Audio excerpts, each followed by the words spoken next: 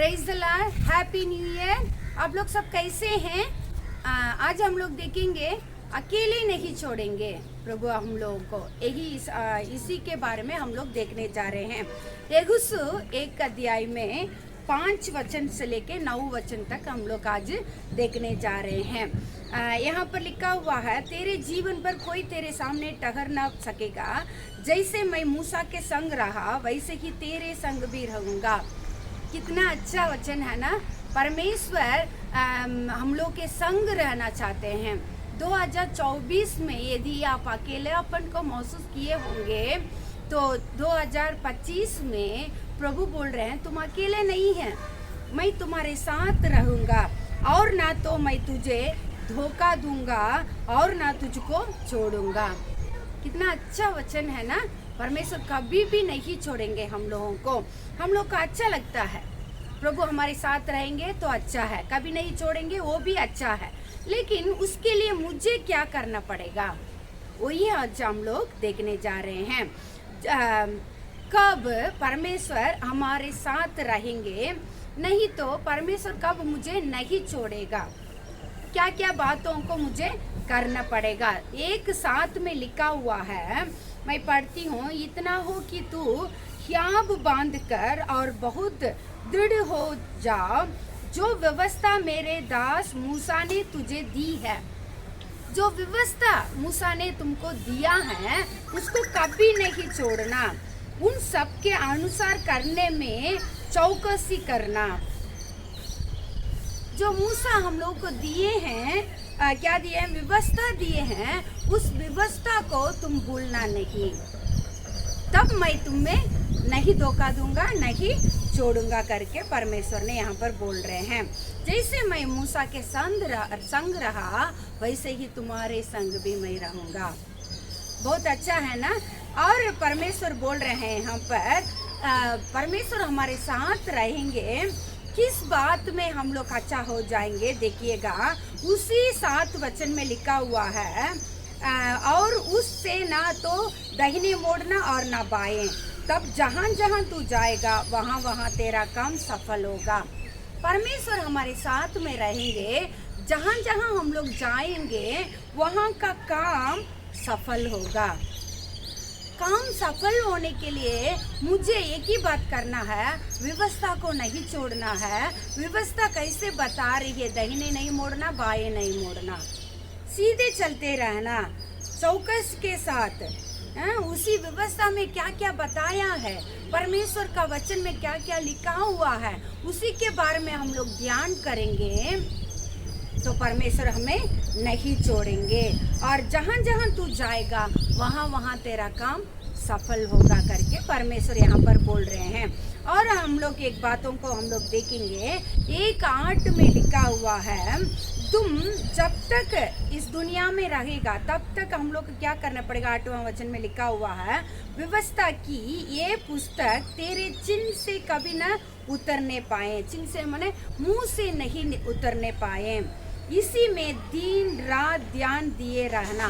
किसमें? परमेश्वर का वचन में, परमेश्वर का व्यवस्था में हम लोग का कैसे रहना चाहिए?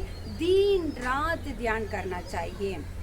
करने से हम लोग को क्या मिलेगा? इसलिए कि जो कुछ उसमें लिखा है उसके अनुसार करने की तू चौकसी करें, क्योंकि ऐसा ही करने से तेरा सब काम सफल होंगे और तू प्रभावशाली होगा। तेरा हम लोगों का 2025 में हमारा काम सब सफल होना है तो हम लोग को क्या करना पड़ेगा? प्रभु का वचन को दिन रात याद करने से हम लोग सारे काम में सफल रहेंगे। और एक वचन में यहाँ पर लिखा हुआ है, हम आपके लिए पढ़ती हूँ मैं। भजन संगीता 37:5 में लिखा हुआ, अपने मार्ग की चिंता यहोवा पर छोड़ और उस पर भरोसा रख, वही पूरा करेगा। तो हम लोग यहाँ पर 8वां वचन में देखे ना, तो तेरे आगे आगे चलने वाला यहोवा है और तेरे संग रहेगा और ना तो तुझे धोखा देगा और ना छोड़ेगा। इसलिए मत डर और तेरा मन कच्चा ना हो। भाई डरने की बात नहीं है।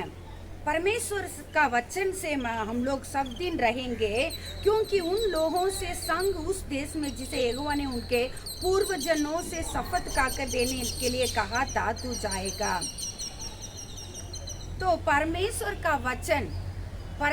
का वचन हमारा जीवन में मार्ग दिखाता है। कितना अच्छा है ना, परमेश्वर का वचन हमारा मार्ग दिखाता है। दिन रात हम लोग ध्यान करने से क्या लाभ होता है? भजन संगीता में 37:5 में लिखा है, मार्ग को प्रभु दिखाएंगे हम लोगों को, और बुद्धि के साथ चलने के लिए प्रभु ने मदद करेंगे। 1:8 में लिखा हुआ है, बुद्धि के साथ तुम रहेगा। इसलिए ध्यान दिए रहना, इसलिए कि जो कुछ उसमें लिखा है उसके अनुसार करने की तू चौकसी करें, क्योंकि ऐसा है तुमका तेरे काम सब सफल होंगे और बुद्धि के साथ तुम काम कर पाएगा करके लिखा हुआ है। बहुत अच्छा है ना। और यहोशू 24 अध्याय में एक वचन लिखा हुआ है। यहोशू 24 अध्याय में 7वां वचन में ऐसे लिखा हुआ है, 17वां वचन में लिखा हुआ है, क्योंकि हमारा परमेश्वर यहोवा वही है जो हमको और हमारे पूर्वजनों को दासत्व के घर से मित्र देश से निकाल ले आया है और हमारे देखते बड़े बड़े आश्चर्य कार्य किए हैं, जिस मार्ग पर और जितनी जातियों के माध्यम से हमें चलते आते हैं। जिस मार्ग से हम लोग को लेके आए हैं परमेश्वर, अभी तक चलाए हैं, आगे भी चलाएंगे। इसलिए कभी डरना नहीं, कभी उतावला नहीं होना है, व्याकुल नहीं होना है।